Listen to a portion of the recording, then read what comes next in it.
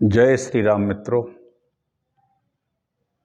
ब्रह्म पुराण की कथा चल रही है जो हमारे पुराण रत्नों में 18 पुराणों में प्रथम स्थान पर आता है। ब्रह्मा जी नारद जी से इस पुराण को कहते हैं। उसी पुराण को नैमिषारण्य तीर्थ में लोमहर्षण जी सब मुनियों को सुना रहे हैं। भगवान श्री कृष्ण को ब्रह्म के रूप में निरूपण किया गया है। पुराण बहुत ही भक्ति से परिपूर्ण है। सभी पुराण हैं परिपूर्ण। आइए हम सब भगवान की कृष्ण की लीलाओं को आगे सुने। ब्रह्मा जी कहते हैं नारद जी से, वही पुराण लोमहर्षण जी सुना रहे हैं और मैं आप सबको सुना रहा हूँ। दयालु भक्तजनों, आप सभी को मेरा प्रणाम। मैं यह पुराण जिला टीकमगढ़ मध्य प्रदेश से डॉक्टर राजेंद्र मिश्रा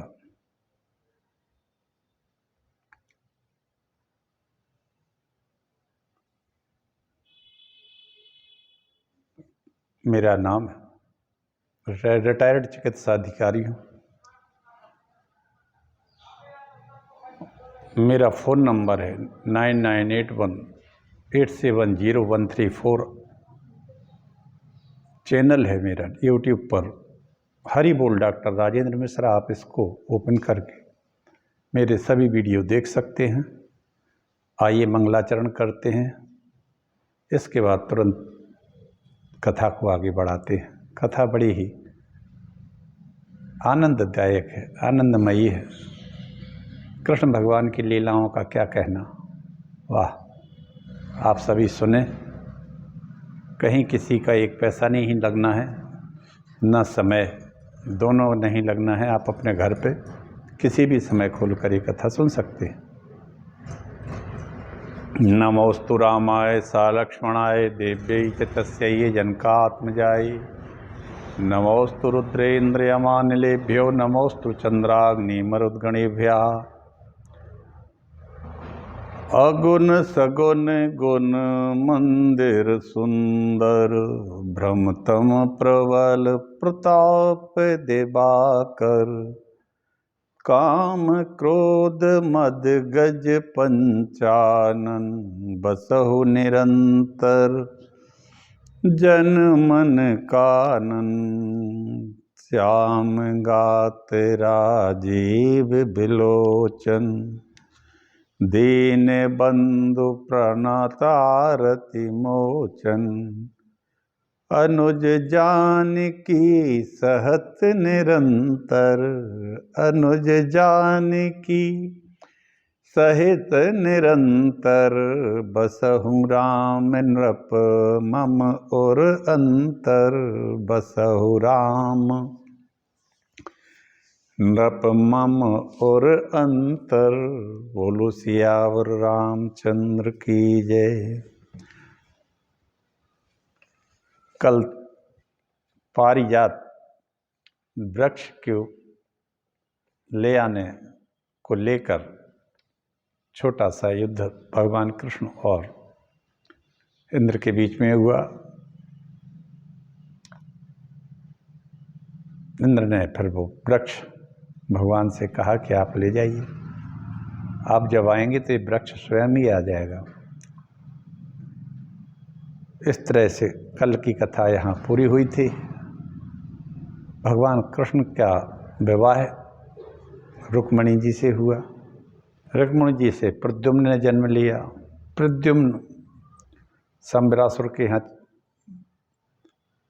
वो उठा ले गया प्रद्युम्न को छठवें दिन से। वहाँ जाके जब वो बड़े हुए तो उन्होंने संबरासुर का वध किया और रति के रूप में मायावती के नाम से वहाँ उनकी पत्नी रहती थी, उनसे विवाह करके द्वारिका आ गए। आगे कहते हैं व्यास जी, नरकासुर के सेवकों ने जो हाथी घोड़े थे उन सभी को द्वारका में, स्त्रियों को द्वारका में पहुंचा दिया है। वह सब श्री कृष्ण ने ले लिया। शुभ मुहूर्त आने पर जनार्दन नरकासुर ने महल से लाई हुई समस्त कन्याओं के साथ विवाह किया। एक ही समय गोविंद ने अनेक रूप धारण करके उन सब का स्वधर्म के अनुसार विधि पूर्वक पाणी ग्रहण किया। 16,100 स्त्रियां थीं, अतः भगवान मधुसूदन ने उतने ही रूप धारण किए। प्रत्येक कन्या यह समझती थी कि भगवान कृष्ण ने केवल मेरा ही पाणी ग्रहण किया है। जगत की सृष्टि करने वाले विश्व रूपधारी श्री हरि रात्रि के समय उन सभी स्त्रियों के महलों में निवास करते थे। नरकासुर ने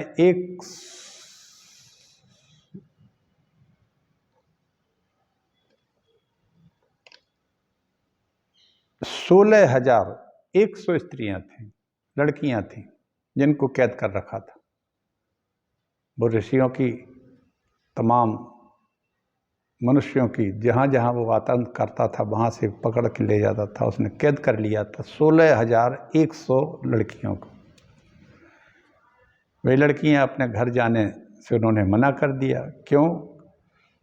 क्योंकि घर के लोग नरकासुर के यहाँ रहने के कारण कोई उनको अपने घर में रखने को तैयार नहीं हुआ, उनसे शादी करने को तैयार नहीं हुआ, और भगवान ने ही उनको मुक्त कराया था उस नरकासुर के बंधन से। इसलिए उन्होंने कहा, प्रभु आपने ही हमें मुक्त कराया है, अतः आप ही हमारे स्वामी भी हैं, और जो कुछ भी कहें सब कुछ आप ही हैं, आपने रक्षा की है, इसलिए आप ही हमारा वरण कर लीजिए। तो भगवान ने कहा, जिसका कोई नहीं होता है उसके तो हम होते हैं।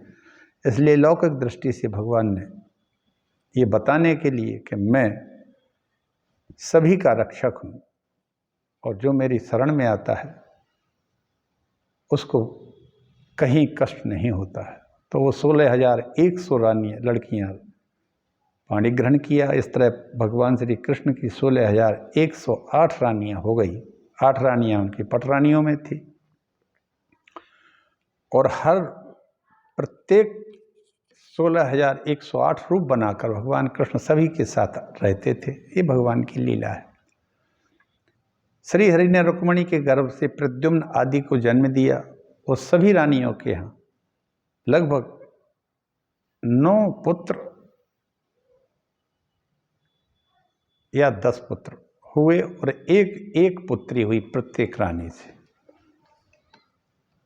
रुक्मिणी के यहाँ सबसे बड़े जो पुत्र थे वो प्रद्युम्न थे। उनकी चर्चा हमने पहले कर ही दी है। भामा ने भानु आदि 10 पुत्रों को जन्म दिया। जाम्बती ने सांब आदि को जन्म दिया। नागनजिति सत्या ने भद्रबिंद आदि को, सैव्या ने संग्रामजित पुत्र पैदा किया, और भी पुत्र हुए। इनके सभी के 10-10 पुत्र थे। माद्री के गर्भ से ब्रक आदि का जन्म हुआ। लक्ष्मणा के गात्रवान, कालिंदी से श्रुत। भगवान की अन्य पत्नियों के गर्भ से जो उत्पन्न हुए उनकी संख्या 88,800 के लगभग थी। भगवान के जो पुत्र थे इन सभी 16,000 रानियों के, उनसे 88,800 पुत्र हुए। ये संख्या अपने आप में बहुत बड़ी है। ये सामान्य आदमी के यहाँ नहीं हो सकते हैं। ये परमात्मा की ही लीला है, जिनके यहाँ 88,800 पुत्र हुए। प्रद्युम्न के पुत्र अनिरुद्ध हुए, और अनिरुद्ध के पुत्र से वज्रनाभ का जन्म हुआ। अनिरुद्ध संग्राम में रुकते नहीं थे, बड़े बलवान थे। उन्होंने बलि की पौत्री और बाणासुर की पुत्री उषा के साथ विवाह किया। उस विवाह में भगवान श्री कृष्ण और भगवान शंकर में बड़ा भयानक युद्ध हुआ। उस समय श्री कृष्ण ने चक्र से बाणासुर की सहस्त्र भुजाएं को काट डाला। बाणासुर की 1,000 भुजाएं थी। उनके बोझ से वो परेशान था, तो भगवान ने उससे युद्ध किया, और युद्ध करके उसकी 1,000 भुजाएं काट डाली। 2 भुजाएं बचाई केवल। मुनियों ने पूछा, भगवान उषा के लिए महादेव जी क्यों लड़े कृष्ण से? व्यास जी कहते हैं, बाणासुर की पुत्री उषा को स्वप्न में किसी पुरुष ने आलिंगन कर दिया था। उषा का भी उसके प्रति अनुराग हो गया था। नींद खुली तो वो उत्कंठित हो गई। उस समय उसे लज्जा का ध्यान न रहा। उस बाणासुर के मंत्री कुंभांड ने की एक कन्या थी। बाणासुर का एक मंत्री था, उसका नाम था कुंभांड, और कुंभांड की कन्या का नाम था चित्रलेखा। वह उषा की सखी थी। उसने, राजकुमारी तुम जिसे पुकारती हो यह सुनकर वह लाज से गड़क सी गई, मुझसे एक शब्द नहीं बोल सकी। चित्रलेखा ने उसे बहुत विश्वास दिलाया और उसके मुख से निकलवा लिया। चित्रलेखा को जब यथार्थ बात मालूम हो गई तब उषा ने उससे कहा कि पार्वती देवी ने मुझे इसी प्रकार पति को प्राप्त करने का वरदान दिया है, अतः तुम उस पुरुष को प्राप्त करने के लिए उपाय करो। तब चित्रलेखा ने एक पट्ट पर प्रधान प्रधान देवता देवती देवताओं का चित्र बनाया। श्री कृष्ण और बलराम के चित्रों से मेल खाता था। प्रद्युम्न को देखने पर लज्जित हो गई, सहसा बोल उठी, ये ही है। अनिरुद्ध पर जैसे ही नजर पड़ी तब फिर एक बात बाणासुर ने, तब उषा के यों कहने पर योगगामिनी चित्रलेखा, योगिनी थी चित्रलेखा, वो गई और बाणासुर ने भगवान शंकर को प्रणाम करके कहा, देव युद्ध के बिना इन 1000 भुजाओं से मुझे बड़ा खेद हो रहा है। क्या ऐसा युद्ध मिलेगा जिससे मेरी भुजाएं सफल हो सकें? यदि युद्ध ना हो तो इन भुजाओं से क्या लाभ? महादेव जी ने कहा, जिस समय तुम्हारी मयूर चिन्ह वाली ध्वजा टूट जाएगी उस समय तुम्हें वैसा ही युद्ध प्राप्त होगा। इससे बाणासुर को बड़ी प्रसन्नता हुई। शंकर जी ने कह दी, जब तुम्हारी ध्वजा गिर जाएगी, टूट जाएगी ये, तब समझ लेना कि तुम्हें युद्ध मिलेगा। चित्रलेखा बाणासुर के भवन में अनिरुद्ध को उठा ले गई योग शक्ति से। जब बाणासुर को मालूम हुआ तो उसने युद्ध किया और उस युद्ध में अनिरुद्ध को नागपाश से बांध लिया बाणासुर ने। द्वारका में अनिरुद्ध की खोज हुई। अनिरुद्ध सहसा कहाँ चले गए? नारद जी द्वारका में पहुंचे और उन्होंने सब बता दिया कि अनिरुद्ध को बाणासुर ने सोनितपुर में बांध रखा है। उन्हें योग विद्या में चतुर्युक्ति चित्रलेखा अपने साथ ले गई थी। यदुवंशियों को इस बात पर विश्वास हो गया। फिर तो भगवान श्री कृष्ण ने गरुड़ का आवाहन किया। गरुड़ पर आरूढ़ होकर बलराम श्री कृष्ण प्रद्युम्न के साथ गरुड़ पर आरूढ़ हो बाणासुर के नगर में गए। पुरी में प्रवेश करते समय महाबली पर्वतों के साथ पहले युद्ध हुआ। श्रीहरि ने उनका संहार करके बाणासुर के भवन में प्रवेश किया। 3 पैर और 3 मस्तक वाले माहेश्वर ज्वर ने बाणासुर की रक्षा की। सारंग धनवा श्री कृष्ण के साथ युद्ध किया।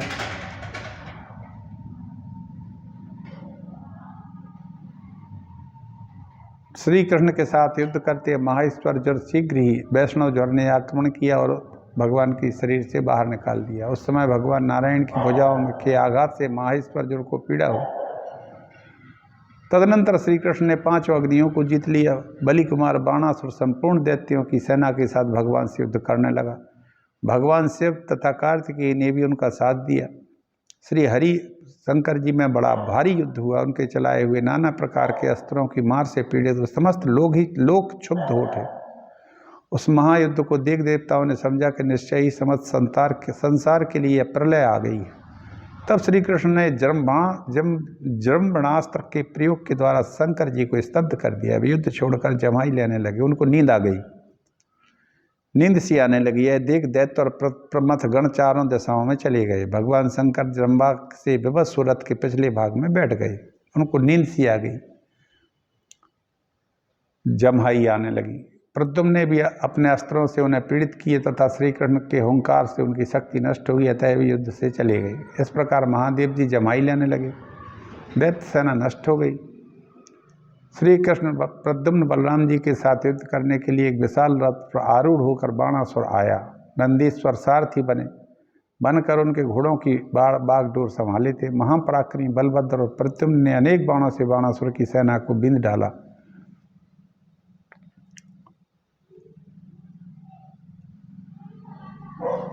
कृष्ण ने भी अपने बाणों का निशाना बनाया। कृष्ण ने बाणासुर के चलाए हुए बाणों को छिन्न भिन्न कर दिया।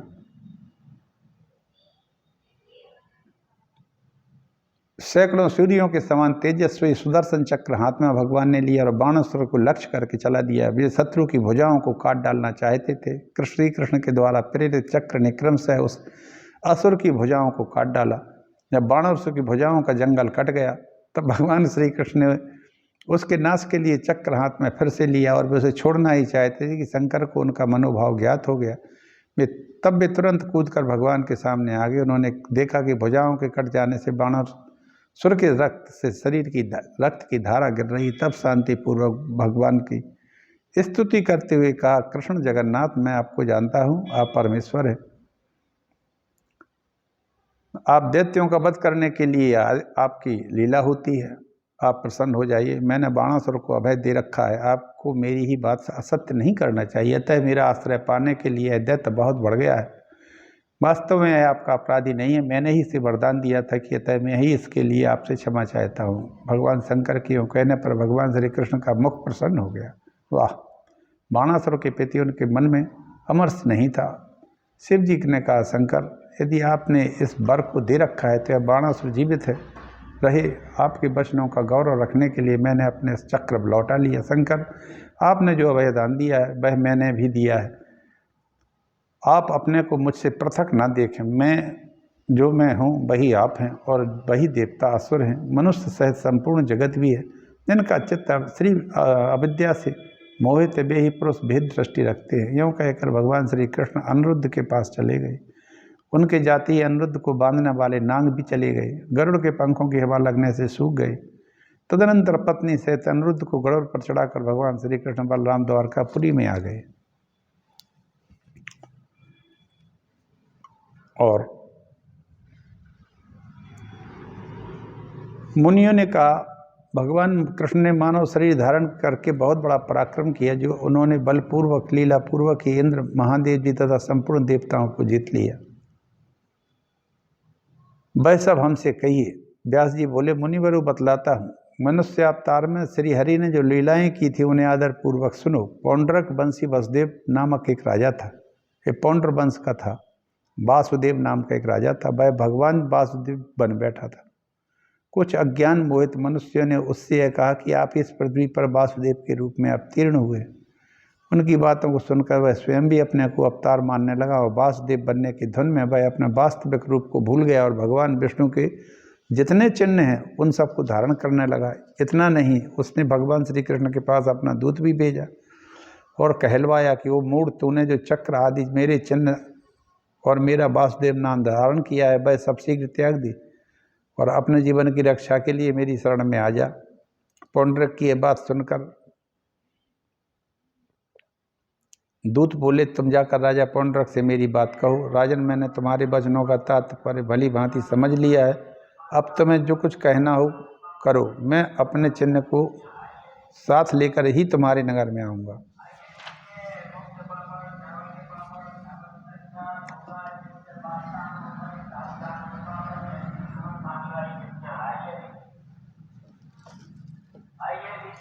श्री कृष्ण के यूँ कहने पर दूत चला गया। जब भगवान ने इस गरुड़ का स्मरण किया, गरुड़ आ गए। भगवान उनकी पीठ पर सवारी हो पौंड्रक के नगर में चले गए। श्री कृष्ण के आक्रमण की बात सुनकर काशीराज अपनी समस्त सेनाओं के साथ पौंड्रक की सहायता में आ गया। वह अपनी काशीराज की विशाल सेना और पौंड्रक वासुदेव श्री कृष्ण का सामना करने के लिए आ गए। भगवान ने दूर से देखा कि पौंड्रक के विशाल रथ पर बैठा हुआ है। एक हाथ में कमल है, गले में वनमाला है, एक में बहुत बड़ा हार लटक रहा है। सारंग धनुष की तरह एक धनुष भी है। रथ पर गरुड़ के चिन्ह अंकित एक ध्वजा फहरा रही है।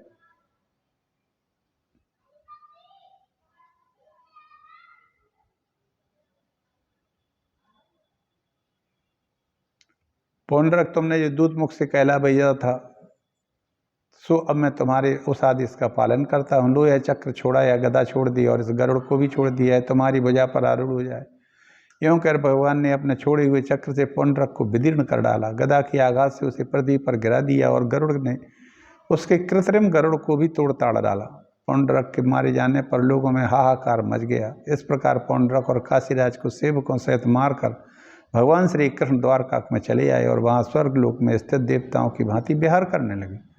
मुनि, अब हम परम बुद्धिमान बलराम जी के शौर्य और पराक्रम का वृत्तांत सुनना चाहते हैं, ऐसा मुनियों ने कहा। व्यास जी बोले, बलराम जी इस पृथ्वी को धारण करने वाले साक्षात भगवान शेष हैं। उनकी महिमा अनंत है, वे अप्रमेय हैं। उन्होंने जो कार्य किया उसका वर्णन करता हूँ। दुर्जन की पुत्री लक्ष्मणा स्वयंवर में जा रही थी। उस समय जाम्बती के पुत्र वीरवर साम्ब ने उसे बलपूर्वक हरण कर लिया। यह देख कर्ण, दुर्योधन, भीम, द्रोण आदि बहुत कुपित हुए। उन्होंने सांब को युद्ध में जीत कर कैद कर लिया। यह सुनकर संपूर्ण यादवों ने दुर्योधन आदि पर बड़ा क्रोध किया। तब बलराम जी हस्तिनापुर में जाकर बाहर के उद्यान में ठहर गए। बलराम जी को आया जान दुर्योधन आदि कौरवों ने गौ, अर्घ और जल भेंट किया। विधि पूर्वक उनका सत्कार किया। कौरव बलराम जी ने कौरवों से कहा, राजा उग्रसेन की आज्ञा है कि तुम सब लोग सांब को शीघ्र छोड़ दो। बलदेव जी की आवाज़ सुनकर भीष्म, द्रोण, कर्ण, दुर्योधन आदि को क्रोध की सीमा न रही। राजा बाहली आदि भी कुपित हो उठे। उन्होंने सैयद कुल के राज्य के अधिकार से वंचित जान बलराम जी से कहा, बलदेव जी, तुमने यह कैसी बात कह डाली? ये कौन ऐसा यदुवंशी है जो कौरवों को आज्ञा देगा? यदि उग्रसेन भी कौरवों को आज्ञा दें तो अभी हमें राजाओं के योग्य श्वेत छत्र धारण करने से क्या लाभ? अतः तुम लौट जाओ। सामने ने अन्यायपूर्ण कार्य किया है। उसने दुर्योधन की लड़की को छेड़ा है। हम लोग ये युद्धवंशियों के माननीय हैं। कुकुर और अंधक वंशों के लोग सदा हमको प्रणाम करते हैं। बलराम, हमने तुम्हारे लिए जो अर्ध निवेदित किया है इसमें केवल प्रेम ही कारण है। हमारे कुल की ओर से तुम्हारे कुल को अर्ध देना कदापि उचित नहीं है। यूँ कहकर कौरव चुप हो गए। उन्होंने कृष्ण को पुत्र को बंधन से मुक्त नहीं किया। इस विषय में उन सब ने एक राय ली। बलराम को क्रोध आ गया। वे पैर की एड़ी से पृथ्वी पर प्रहार किया। बलराम की एड़ी के आघात से पृथ्वी विदीर्ण होने लगी। वे गर्जना से संपूर्ण दिशाओं को गुंजाकर कंपित करने लगे। आंखें लाल हो गईं। सारहीन दुरात्मा कौरवों को अपने राजा होने का इतना मद, इतना अभिमान है। क्या कौरव ही सम्राट पद के अधिकारी? हम लोगों का प्रभुत्व कुछ ही काल के लिए है। क्या बात है ये जो महाराज उग्रसेन की अलंघनीय आज्ञा को नहीं मानते? इन कौरवों का राज सिंहासन तो मनुष्यों की जूठन है। उसी पर इनको संतोष से धिक्कार है। इन्हें आज से उग्रसेन के समस्त राजाओं के भी राजा बनकर रहे। अब मैं इस पृथ्वी को कौरवों से हीन करके ही द्वारकापुरी को लौटूंगा। कर्ण, दुर्योधन, द्रोणाचार्य, भीष्म, बाहली, दुशासन, भूरी, भूरिश्रवा, सोमदत्त, सल, अन्यान कौरवों को उनके हाथी, घोड़े और रथों के सहित मार डालूंगा। इसलिए कौरवों के साथ उनके हस्तिनापुर नगर को अभी गंगा जल में डाल देते। यूँ कहकर क्रोध से लाल आंखें करके बलभद्र जी ने अपने हल्का मुख नीचे से की ओर किया और चार दीवारी की जड़ में धंसा दिया। इससे संपूर्ण हस्तिनापुर ही ऐसा डगमगाता सजान पड़ा। यह देख समस्त कौरव व्याकुल हो गए। वो बलराम जी के पास आकर बोले, महाबाहु बलराम, क्षमा करना, क्षमा कीजिए। मूसलायुध आप क्रोध शांत कीजिए, प्रसन्न हो जाइए। बलराम ये पत्नी सहित सांब अपनी आपकी सेवा में समर्पित हैं। हम आपका प्रभाव नहीं जानते, इसी से हम लोगों ने आपका अपराध किया है। अब कृपा करके उसको क्षमा करें। और सांब को बलभद्र जी के सामने उपस्थित कर दिया। भीष्म, द्रोण, कृपाचार्य और बलराम जी को प्रणाम करके प्रिय वचन कहे। तब बलवानों में श्रेष्ठ बलराम जी ने कहा, अच्छा मैंने क्षमा किया। इस समय हस्तिनापुर गंगा जी की ओर कुछ झोंका सा दिखाई देता है। यह बलवान और सूर्यवीर बलराम जी की का ही प्रभाव है। तदनंतर कौरवों ने बलराम जी के सहित सांब का पूजन करके बहुत से दहेज और नववधु के साथ उन्हें द्वारकापुरी को भेज दिया। इस तरह से सांब का विवाह दुर्योधन की पुत्री लक्ष्मणा के साथ हो गया। और आज मैं अपनी वाणी को यहीं विराम देता हूँ। कल की कथा आगे सुनाएंगे। आज की कथा में पौंड्रक का वध हुआ और